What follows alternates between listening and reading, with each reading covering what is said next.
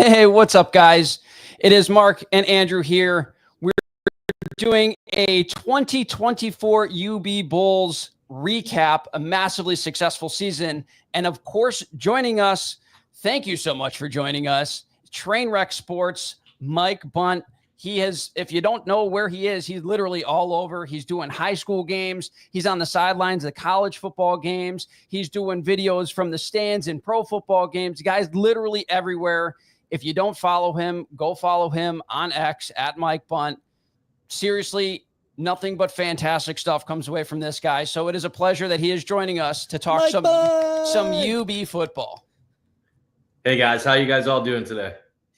We are doing just fantastic. So obviously the season last year kind of started off with some turmoil in our head coach deciding that Alabama being a co-defensive coordinator in Alabama was going to be a better job. And he kind of left UB high and dry, so to speak. And then in comes Pete Lembo, realistically, probably for the best for this program. I think they were kind of spinning their tires. What do you guys think? How did you guys receive that information? And how did you guys like the hire of Pete Lembo last year? Go ahead, Mr. Bunting. Yeah, I loved it. I feel like I was in the minority. I loved the hire when it happened. A lot of people were against it. They thought he was a retread. They didn't like a guy that had already been in the MAC before. I feel like I was trying to calm a lot of UB fans down after the hire took place.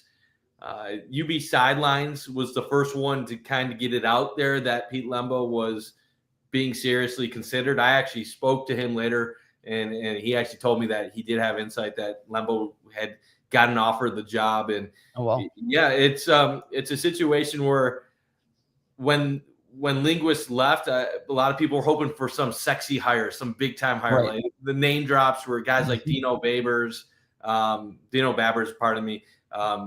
Obviously, there was some talk of local guys that had some familiarity with the area, Polian. But at the end of the day, they got a head coach that won at the FCS level, had won in the FBS level, even more notably in the same conference at Ball State, which is a very difficult job. And I know a lot of people in UB probably aren't familiar with what goes on in Muncie, Indiana, but having lived an hour away from there, the Ball State job is more difficult than the UB job, in my opinion. And that's saying something. And for him to have that level of success he had at Ball State, I was confident he was going to be able to turn things around at UB. I just didn't think it was going to happen year one right away. Essentially overnight, right? Unbelievable. Like we all thought there'd be improvement, but the improvement that we saw was extraordinary. I said that in the offseason, and I said it to Mark. I may have said it to you too. I'm sure I posted it on X or whatever. I said, Pete Lembo doesn't appear like the sexy hire that everybody wanted, but I think he's the right hire for the program. I think I might have said that to you in the spring, in the spring game or whatever. I really did like bringing him here because I think we talked about it earlier too, is that you wanted somebody with more experience coming in here. You saw kind of what the young, sexy hire was all about with Mo Linguist. Everyone was super excited about him, except for me. I got to do my victory lap on that one. Everyone was excited about him, but I was really nervous about the fact that he had never even been a defensive coordinator, like a full-time coordinator at the FBS level. And I think it kind of showed with the preparation and everything. As the seasons went on, your teams usually get better. They get stronger. His team just seemingly fell apart year after year as each year went on. And it was actually a pleasant surprise that he left. I thought we were in for at least another season or two with Mo Linguist. It seems like a great guy, just maybe not the right fit for UB at the time. So, I mean, what was your initial thought when Pete Lembo got hired? I am going to make my public apology to Mr. Lembo. I did not realize you had such game. So I I wanted a younger hire. I don't know. The guys that I were looking at were quote unquote sexy hires, but I did want to go younger. I was thinking young offensive mind because I knew that offense was where a lot of our woes resided. Yeah. We couldn't really move the ball the way we used to in the past, whether it be on the ground, in the air, whatever the case may be. I wanted someone to come in here and kind of shake things up and throw some excitement back into the program again. Little did I know Pete Lembo would end up doing that in year one. And it wasn't just what ended up happening on the field. It was everything that happened beforehand off the field. Yeah.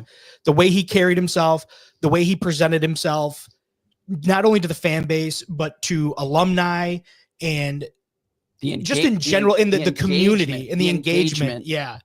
Like I loved their, like when they invited everyone back in for spring practices and they had the major league reference. Yeah. That they did that bit. Like that to me, that sold me right then and there. I was like, oh, this is the guy that's going to be heading off this program. I said, sign me up. I'm in all day. And it turned out fantastic.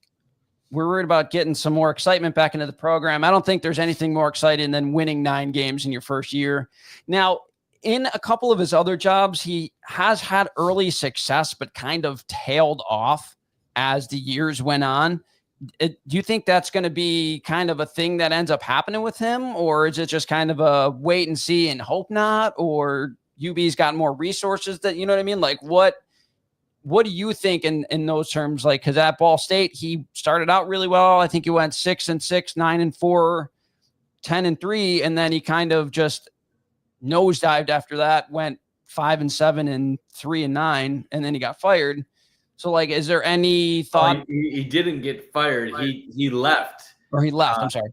So, you never know how it's going to play out. He obviously it's difficult to sustain success as a head coach at MAC level schools because you don't have as much resources as bigger programs, and when you have quality talent, a lot of the time it's going to leave, as we're potentially seeing with CJ Agbana enter the transfer portal, which was a surprise to me because I didn't realize, one, that he still had eligibility remaining, and two, as much as I love CJ Agbana, I think he's a great guy, and I thought he outperformed everyone's expectations of him this past season.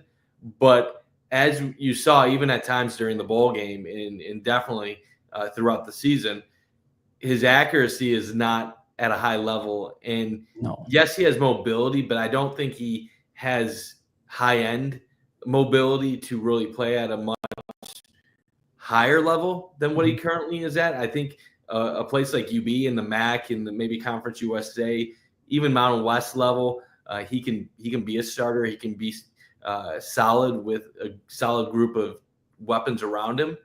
I don't know if he's trying to go power conference or something in a higher G level school, but I would have thought that Buffalo would have been a good fit for him to finish out his career if he did have one more year, unless the coaches have someone in mind already and they told him, hey, this is a 1-year thing and pursue your options. But I don't think that Pete Lembo and the Buffalo coaching staff would just instantly push away a starting quarterback this quickly, which makes me think that it is a CJ Agbana decision. But as far as can they sustain success, we'll just have to wait and see. A lot has changed since the last time Pete Lembo has coached D1 college football as a head coach. You're talking about the portal really taking effect, NIL taking effect. He when he was at Ball State, this predated a lot of what you're seeing in the modern college football landscape. And on top of that, we're talking about him being at a school, I think, with more resources. He's had a chance to be an assistant at some top-level programs, including South Carolina. So who knows how valuable that has been in him shaping into the coach he currently is right now. So I would be confident that Pete can have some sustained success. But the first thing he's really going to have to do is build up UB's offense, because the defense really did carry them at times early in the year. And while the Mhm. offense is improved, if you are losing your starting quarterback, that's going to be a big hole that you're going to have to replace this offseason. So here's the funny part. I had talked to Drew on my way here, and I told him I had all these notes I wrote down. And it was numbers based, right? It was, you watch the games, and later on when the season concludes, you look at the numbers to see, do they match up with what I saw on the field, right? You're looking for a little confirmation. And I went to the MAC website. I checked out like the overall team standings as far as, the numbers were, how they performed. And numbers wise, the offense outperformed the defense compared to last year's numbers. And and that's why I wish I had him in front of me. It was astronomical. So last year they were anywhere from like bottom mid to completely basement floor of the MAC in offensive statistics. Here, those were their statistics last season. They jumped to the top half, if not the top 3 of the MAC in offensive statistics. Last year, they scored 20.9 points per game. This year, they had 28 points per game. They outgained themselves by like 400 yards. Let's see. Sorry, we got to switch back. It was the offensive 1,800 to 2,400 yards gained rushing. They were far better passing. Like everything offensively, I think the second half of the season really started to kind of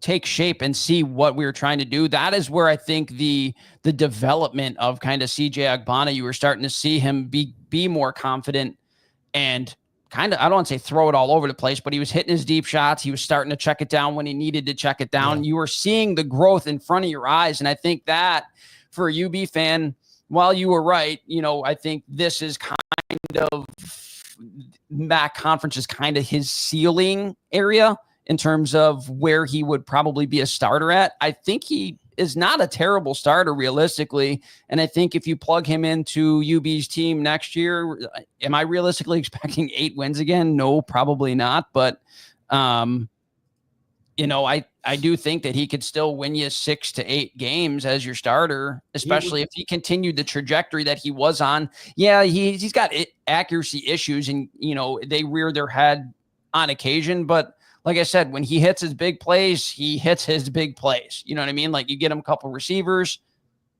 I don't want to say the sky's the limit, but in a year that was essentially like a development year, he still threw for 2,300 yards, 19 touchdowns, 5 interceptions, something of that nature. Like he was, I think, what everyone would have been happy with him being as a first year starter, right? Like on the first game, I told Mark, I said, if he can do what he did against Lafayette, 195 yards, he was 14 of 24, 195, 2 touchdowns. Like if he could do that all season, I don't think there is a UB fan that would be upset with that. You know what I mean? And that's essentially what he did all year long was those kind of numbers. So like here's the difficult part, like talking about a guy like CJ Agbana. He just quarterbacked one of the special seasons in the history of UB football. So you have to give him his dues. Like he started 100%. All these games. UB was expected to win 4 or 5 games. They win 9 games. They get a bowl victory. They upset Northern Illinois, which in hindsight isn't a tremendous upset, but at that time, only the second win over a ranked school in program history. In going into the year, expectations were that UB wouldn't be able to pass the ball at all, essentially, and that it was going to be a struggle to get 20 points a game, and especially that their defense was going to have to carry them. The part I struggle with is, okay, so we acknowledge all of the strides that they ended up making as a passing offense. They throw for over 2,000 yards. Agbana gets 20 plus touchdowns on the year. They end up in the upper half of the MAC. They end up averaging close to 30 points a game. Some of that is because of massive strides from the offseason and Pete Lembo coaching up Agbana. But another part of that is also you're going up against MAC competition that is not as good as several leagues across the country. We saw in games against Connecticut and Missouri, the offense struggled to even complete a pass. Quite a bit, yeah. And yes, that was the beginning of the season, but that was the 2 times you played heightened competition. You start the year versus Lafayette, you play UMass. Those are low-level schools that are going to be similar to what you face in the MAC. Against Northern Illinois, while they won on the road, that was really a game where the offense didn't do much. The defense kept them in it, and then they made a few plays in the second half and then special teams in overtime to win that contest. You really saw the offense take off in the second half of the season. And when you look at that, a lot of that, I would say, also was it was a result of 2 things, really. It was the combination of them going from a pass offense in the beginning of the year that only made explosive plays. And when it wasn't making an explosive plays the first 4 or 5 weeks, they couldn't even complete 50, 60% of the passes. It was they were definitely not moving the ball if it wasn't a big play. So what really happened the second half of the season? They started completing more of the basic stuff. The things that are supposed to be easy started becoming a little bit easier. And that coincided with LJ Henderson going from being a good running back to an all-MAC type player, going over 1,000 yards and really taking over. I think them figuring things out on their offensive line and establishing the run was just as important for the offense as CJ Agbana really taking things to the next level. And I don't want to diminish anything that CJ Agbana did, because I think he had such a tremendous season statistically and growth-wise, and I really do wish him the best, whether that be going somewhere elsewhere or staying at UB if he decides to change his mind. As we've seen guys in the past, like Sean Dolak, come back even after originally leaving in the portal. There's part of me, though, that keeps thinking to myself, if Pete Lembo coached up CJ Agbana to this level, he can do it with someone that's a little bit more polished, and the results can be even better. So right now, do they have someone a little bit more polished on the roster currently? No. Could they find someone in the transfer portal? Yes. Could there be an incoming recruit? Well, there's one with a lot of talent, but as a freshman, that's kind of risky to. That's a big ask. So my best thing would be having CJ Agbana come back and be the starter next year, and then trying to get somebody in the portal. But you never know with the portal. I mean, Syracuse goes after Kyle McCord, and now he looks like an NFL draft pick, and he just set the ACC single-season passing yards record, throwing for over 4,500 yards and 30-plus touchdowns. He only threw for under 300 yards one time all season last year. So, like, while you can look at it and be like, oh, how is UB going to replace him? They very well could. It's just, do you hit your target or not? And do you get lucky in the portal? So here's my thing. And I'm glad you brought up LJ Henderson. So first of all, I want to give Coach Petnod, his flowers, because he completely overhauled this offense, because it was putrid during the Mo Linguist era. And part of that also had to do with there was a constant turnover in coaching, especially, at defense and offensive coordinator. So there was never really any consistency. There was never really any familiarity. It was just always kind of, it was a rotation of different people, different personnel. And, you said Lembo get credit. I'm going to give Petnod credit too, because technically he is the offensive coordinator, but also QB coach. I'd imagine he had his hands on Agbana just as much and developed him into what we ended up seeing, which for me, and I've talked to Andrew about this, is I believe what we saw this season is his ceiling. I don't know that you're going to see much more than what you saw here, but even that, blew my expectations for what, I was expecting coming in out of spring. And, there's already a report out that we're losing Ray Pickering, who's the running back coach, who I think deserves his flowers too. For one season, he revived what was always, UB football's bread and butter when that was the run game. And LJ Henderson gets his first 1,000-yard career, but also, like, nobody behind him got, like, I think over 500 yards rushing. But for all accounts, everyone looked explosive every time they touched the ball. Birch, burst out onto the scene. And for me, he was kind of like, the Ty Johnson of the UB Bulls. Yeah. And kind of utility knife. Yeah, he was a little utility knife. And, Lamar Sperling started seeing some touches, and we started seeing, a lot of the high 3-star talent, Mr. Ohio that we were all expecting to see. And I expect to see a lot more going forward. But, it's astonishing to me that they were able to do what they did this year on offense, because I totally expected the defense to be what they were, especially getting Sean Dolak back. I know what I saw. The big issue for me was Mo Linguist was a great recruiter. And honestly, it wasn't just selling somebody on something and bringing them in. There was real talent there. And I always knew that they had talent on this team. They were just never utilized properly. Year one under Lembo, you got to see these guys and their talent when they're utilized the proper way. Victor Snow earns a scholarship after walking on from Nevada. Mm-hmm.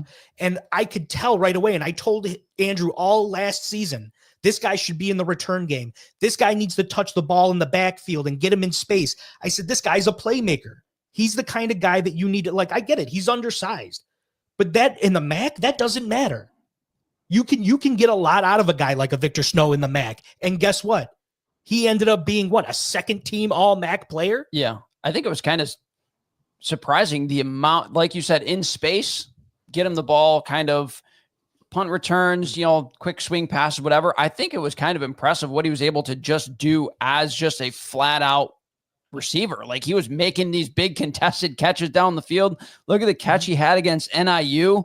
In double coverage, guys 5'8", generously 175 pounds out there balling out, essentially. Like, he had a fantastic season, and I think he could do even more. Like you said, kind of with a more polished passer, I think his route tree can get a lot bigger, and you can get him in space on some crossing routes and on some quick slants that can get him in space and let him use his speed and his agility to really make big plays down the field. Like, he was a big playmaker.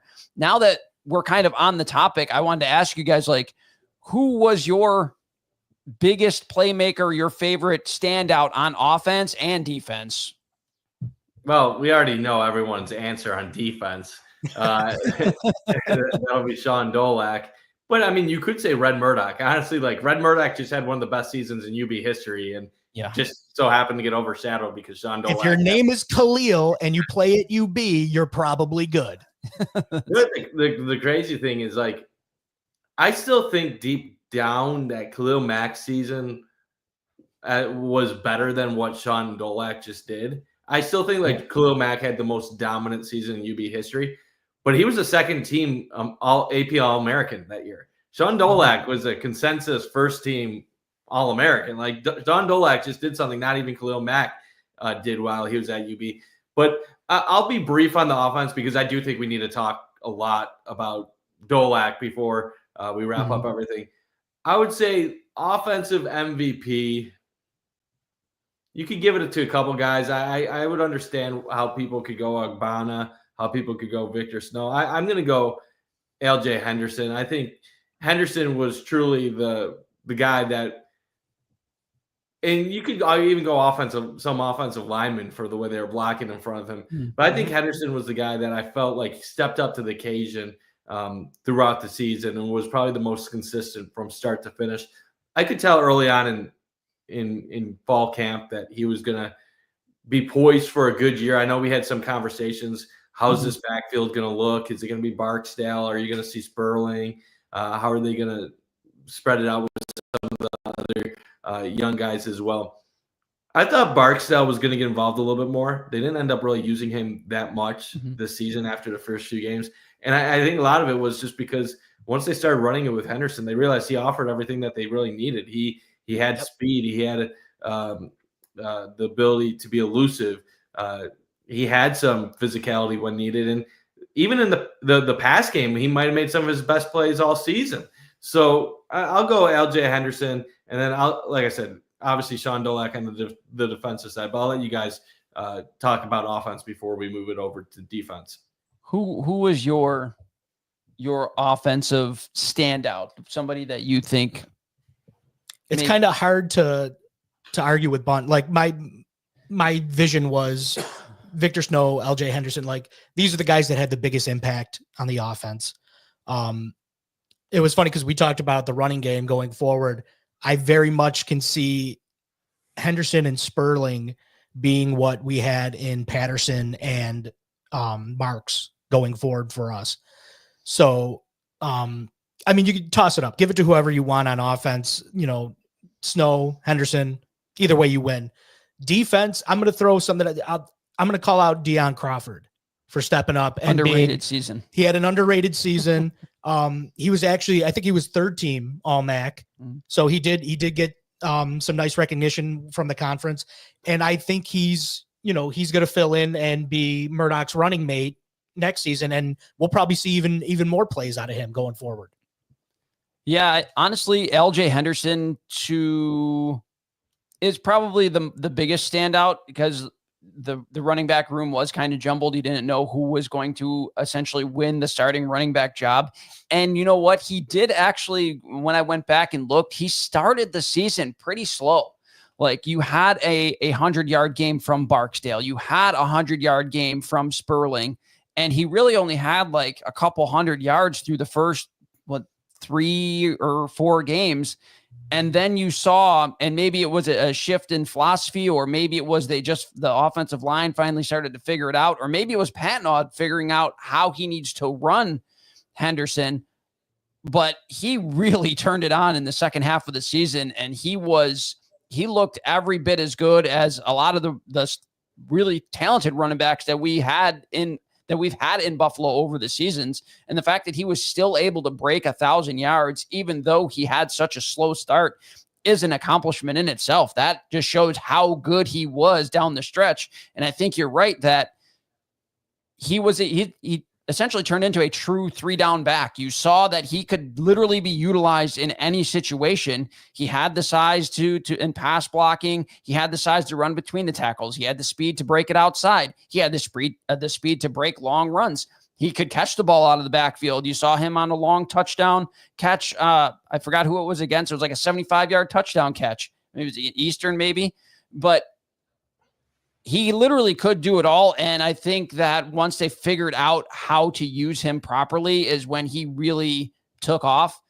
And obviously, like you guys said, I mean, Sean Dolak on the defense. What more can you say? When he decided to leave and go to Utah, I believe it was, right? Utah State. Mm-hmm.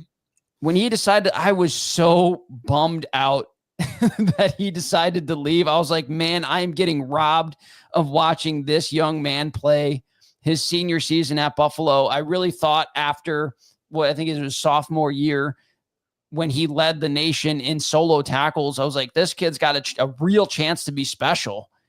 And then obviously he got hurt the following year, but thank goodness he came back because we got to truly witness. And even though you're right, I do think Khalil Mack's dominating performance was probably the most dominating. Like we still got to see one of the best UB players ever this season in a truly special season. And for him to be named consensus number 1 or consensus first team All-American is incredible. Shout out to his teammates. Who hit him up in the offseason and was like, things are looking pretty good over here. You sure you want to stay in Utah? Yeah.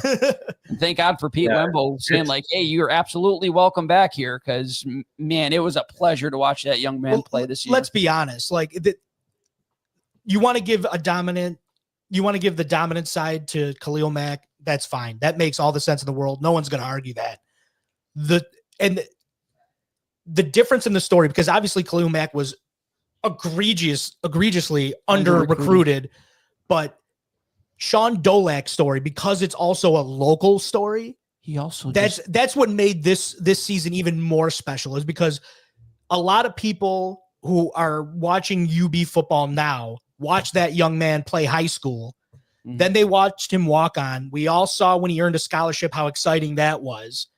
And then the way he worked his way into the position he was in this year, and to end it the way he did, I mean, it's hard not to look at it, look back on it fondly and go, he's not just a UB legend. He's a Western New York legend. And it coincided with Joe Andreessen making the Buffalo Bills, which was becoming a big story because people were talking about him being from Lancaster and then playing at UB, which kind of played into my preseason hype for UB because I kept saying, you guys think Joe Andreessen's good? Wait till you see this kid, Sean Dolak. Like he's also from the area. He's from West Seneca. And you know what? He has a great story too. He walked on at UB, ends up being a starter near the top of NCAA football and tackles a couple years ago. I'm like, look out for this guy. And he had all the expectations of several people and lived up to them in much more. And if UB ends up going 4-8 and Dolak does what he does, it's a great season for him, but it doesn't get talked about locally the way it did. I really think he made a name for himself locally. You started seeing people that weren't UB people start talking him up and really start paying attention. And now you have Bills fans joking about, hey, maybe we can get another Buffalo linebacker to come to the Bills. And that's a cool thing.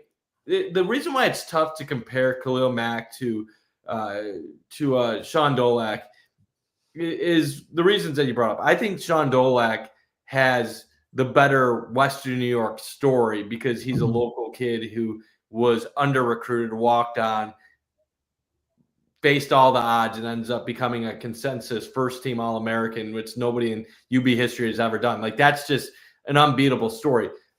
But at the time, Khalil Mack's story was pretty crazy. He had a great season before, but still was a little under the radar as far as UB people in the area, and just dominates Ohio State. And then just was tearing it up on a weekly basis, was facing triple teams. Look, when you look back at Khalil Mack's senior year stats, just realize that like he was being triple teamed half the time. So that really puts it into context. I still believe Mack is the greatest player in UB football history. As much as I love Sean Dolak, Mack could have gone number one overall in the NFL draft. Should have gone number one. Should have gone number one. Know where Dolak is going to go. Like we don't know if he's a day 2 pick, if he's a day 3 pick. If he doesn't test well, will he fall out of the draft?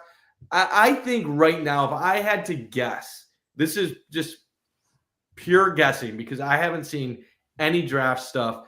And I think the draft stuff is going to be probably a little bit less on him until he tests. And so I think his testing is going to play a big role.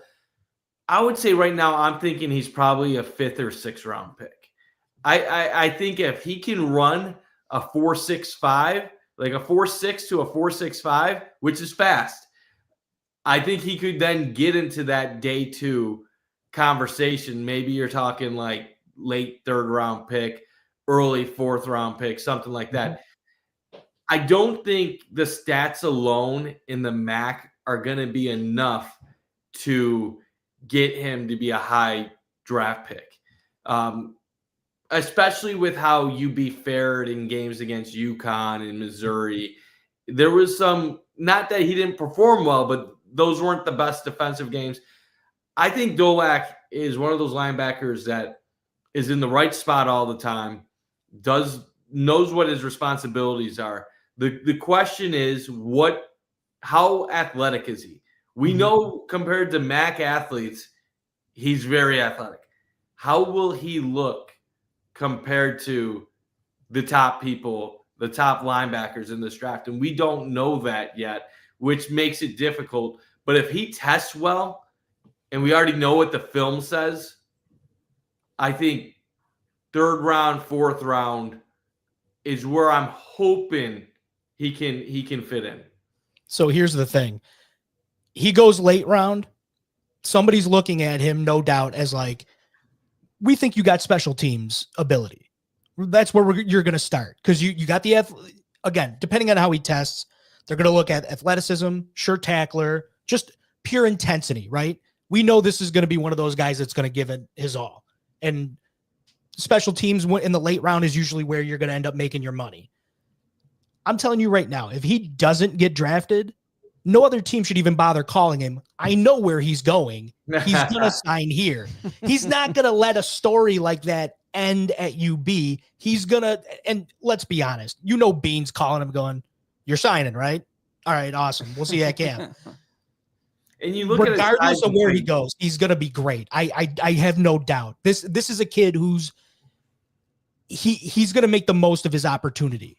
It might take a little while, but believe me, you'll hear his name on Sundays at some point. In 6'1", 225, that fits the size of what the Bills typically target for linebackers. Bingo. So we really have to see where his 40 comes back in some of these agility drills. And I want to be real too, because I know Sean Dolac kind of became the story of this team, and rightfully so. When you lead the nation in tackles and you add 6 sacks and 5 interceptions, you get a pick 6 and you get 18 tackles for loss. Like, you're going to be like, and you're a local kid, you're going to be the story. But Red Murdoch was insane this year. Like Red Murdoch is only a sophomore, and if he stays, he's going to have a chance to have a similar type career to what Sean Dolac has had. So that also says a little bit about how good of a job the UB linebackers coach has done this year. As you said, Deion Crawford has had moments, and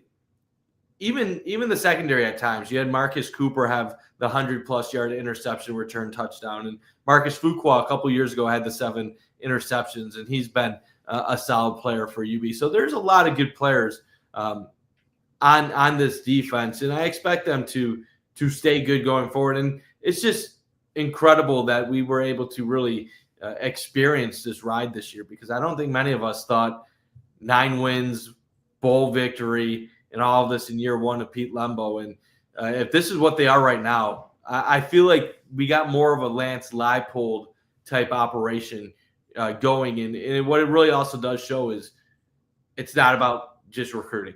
You need to have someone that knows how to run the ship. I told you guys all offseason, the vibes were just different. Mm-hmm. I went to spring camp. I went to fall camp, and you could just see the way things were being run. There was a higher level of organization, and there was a greater sense of excitement throughout everyone. It wasn't just the players; it was the coaches, the administrators, everybody. I think looking back, not to harp on Mo Linguist, but they didn't have the right culture. They had someone that they took a shot on. They were hoping his recruiting and youthfulness would lead them to the next level. And I've never seen such an obvious fix to the problem in an unbelievable year.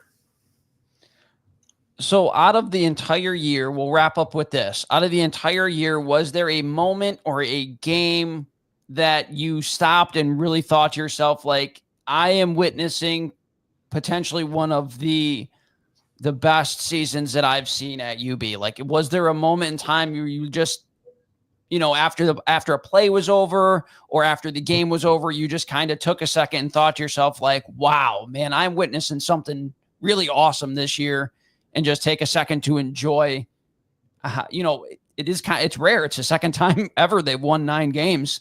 So, like, was there a moment or a time that you guys thought of that, really kind of set itself apart, that you realize how good this team really was and how special the season was? I'm going to pick the month of November.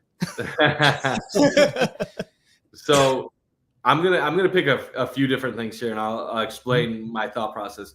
Week 1 Lafayette, when Dolac goes for however many tackles he had, that confirmed to me in that moment he's about to destroy everything this year. At that moment, I knew he was going to have a historic season for UB. And you could say, oh, they're playing Lafayette. No, I knew at that moment, the way they were doing things, Dolac's he's going to destroy things. So that was fun right there. I think the UMass game was the first time I thought, okay, this offense, well, it's been a little shaky at home. They have enough to consistently challenge MAC opponents. They're going to be able to score 20+ when it matters. The NIU game was the first time I thought this isn't just a team that will be fighting for like 4 to 6 wins, but maybe they're actually good. The Toledo game was when I realized they're not just going to be good, they're going to be competing for a chance at going to the MAC championship. And then after that point, I would say probably Ball State, maybe the game before Ball State. That was when I realized, okay, CJ Agbana is at a level where we shouldn't just be hoping for 125, 130 yards passing and a touchdown and an interception. We should be hoping for more from everyone on this team on a weekly basis. And yeah, there was a couple ups and downs throughout the way. The Ohio loss was discouraging. The start to the Akron game was a little frustrating, and then they get it together and they almost let the Zips back in it. So there was a couple ebbs and flows. Obviously, the Missouri game wasn't that fun for those that watched that game, and UConn was a really frustrating game early in the season. But UConn to me was like the biggest blemish on this season. Yeah, not because UConn. I was expecting like UConn to be bad. But they ended up being a really good team. Like, oh yeah, but like I didn't feel like that was the game. Like I felt like we didn't show up the way I expected us to show up. Like that game got out of hand way more than I expected it to. I would say if they lost to Ball State, I think things would have felt maybe a little bit different going forward. But they found a way to come back and win that game, and from that point forward, it just felt like, you know what, just enjoy the ride. Like this probably ain't going to end in a MAC championship appearance just because of the way the standings were shaping up with Ohio and Miami. But you really, outside of the Western Michigan game, they did what they were supposed to do in almost every game they played this season. And at the moment when you lose to Ohio, which you guys know my connection to the Bobcats, in the moment, don't like you for that. Yeah, in the moment you're like, oh, this is embarrassing, or this sucks. But then, like, you see Ohio finish the year 11-3, and they're going to receive votes in the top 25 at the end of the year. So you think, how is this possible? But then you look at the losses, and they're against really good teams. Like outside of Western Michigan, 3 of the 4 losses were against teams that you'd probably be expected to lose against going into the year. If you knew UConn was 9-4 and was going to beat North Carolina in a bowl game, Missouri in the SEC, Ohio 11-3. Really, Western Michigan is the only game where you look back at and you're like, how did that happen? And even in the Western Michigan game, after trailing by 18, they still had a chance in the fourth quarter to come back. And you have that 4th down play where the refs messed up and cost UB a chance. And who knows if UB would have scored, but that's how it goes sometimes. They cost us a special moment in a play where you needed to have it 4th and short. Dolak knifes through the line and gets what looks like I mean, I almost jumped off. You know, our seats our season tickets are in the 300 level, but I almost jumped off the first row of the 300 level because I seriously thought that Buffalo was going to get another chance to tie that game. Like they robbed us. I can't believe they went for it. Let's be real. Like I couldn't believe it. Me too. I'll just say this for like quickly, because I really do unfortunately have to go in 2 minutes. There's no explaining how the refs got that wrong, because even if they had a fair catch before the 25-yard line would go to the 25, which means you would have to get to the 35, and a fair catch after the 25 would be 10 yards from wherever they caught it at. So then you would be going to like the 36, the 37, 38, 39, 40. So if you didn't get to the 35, it is impossible to have gained enough yards for a first down on a fair catch or a touchback. So like it's impossible. So like the fact that not one person realized that officiating that game, like I'm still baffled by it. That to me collectively was all these guys going, it's cold, it's late, I'm tired, let's get the hell out of here. Because like you said, there's no other plausible explanation for that. Unless they put the ball on the wrong yard line to start it out. Like maybe they put the ball half a yard short of the 25 and they screwed up the chains. But yeah, that's a conversation for another day. But yeah, all I can say is an unbelievable year. I know I said that already a few times, but so thankful to have been able to cover it close up. You don't really get opportunities like that all the time, and especially with what my other job is, it's not a guarantee to be able to do this all the time going forward. So I'm hoping that I can still continue to cover UB very closely. But it was such a pleasure to be close to this team this season. Yeah, with that, I would like to say thank you for taking some time out of your incredibly, incredibly busy schedule to sit down with a couple of goofballs and talk some UB football. We really appreciate it. Like you said, absolutely unbelievable season, and I'm happy that the program looks like it's picking up a little steam, and we're starting to get, just a couple, like I said, couple of goofballs are starting to get people a little bit more interested in the D1 program that's right in our backyard, man. It's a really fun game, so make sure you guys, a really fun team, so make sure you guys go out and watch and support. Sky's the limit. Thank you, Bunty. I don't know if you noticed. I keep drifting my eyes up to where like the live feed is of like people watching, and I'm pretty sure that's probably the most we've ever had on a live feed. Yes. We don't do them often, but when we do, nobody watches. So I just want to let you know that's probably the Mike Bunt effect. It is. So we want to say thank you for joining us and getting a few more eyeballs on Sports Talk Buffalo. If that's a real thing, I appreciate it, and I hope that's a real thing. That'd be great to know going forward.